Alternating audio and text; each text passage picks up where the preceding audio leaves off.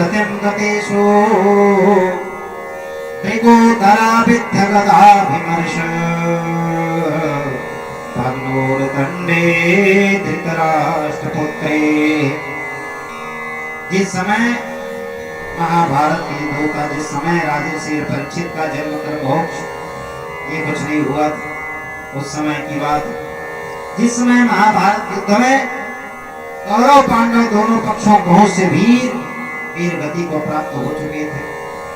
वीर गति को करने के बाद जब प्राप्त हो चुके थे, भीमसेन के गदा से त्रिगोधर, भीम जी का नाम है त्रिगोधर, त्रिगोधराभिमर्शम। हम सबके पेट में, हम जितने बैठे हैं सबके पेट में आगे अग्नि जानते हो? हम सबके पेट में अग्नि, उस अग्नि का नाम क्या? जठर नामक अग्नि जो भोजन कराते हैं वो सबके पेट में है नहीं?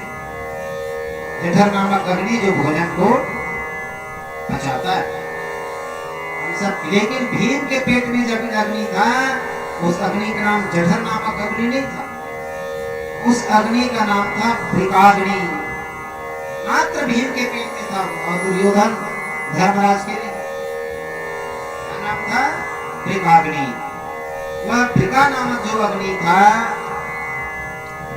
भीम के पेट में, इसीलिए भीम कई गांव का भोजन एक बार में कर लेता था।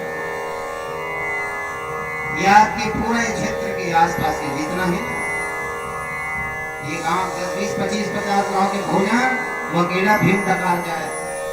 जो अग्नि था उनके पेट में, वृका नामक अग्नि, वो खाते ही पचा देता था।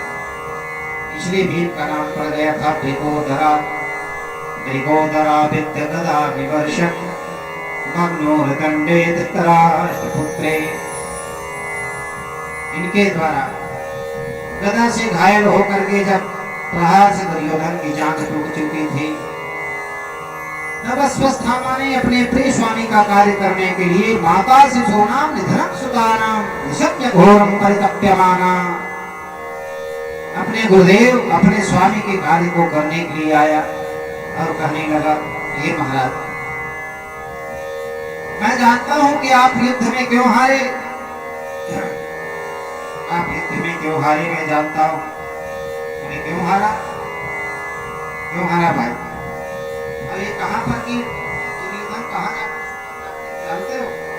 मान सरोवर में, जो भी हमारा चीन कब्जाया हुआ है, चीन देश जा करके रखा है नेहरू जी के समय।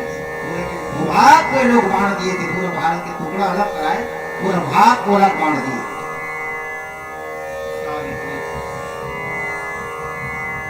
1 लाख एकड़ से ज्यादा की भूमि उनको दे दी और 75 किलोमीटर तक वो लोग पहुंचे, जो अभी धीरे धीरे लोग भगा रहे हैं। परसों गलवान घाटी से करिए, परसों नहीं हटे ही सेना वहां दबाव इतना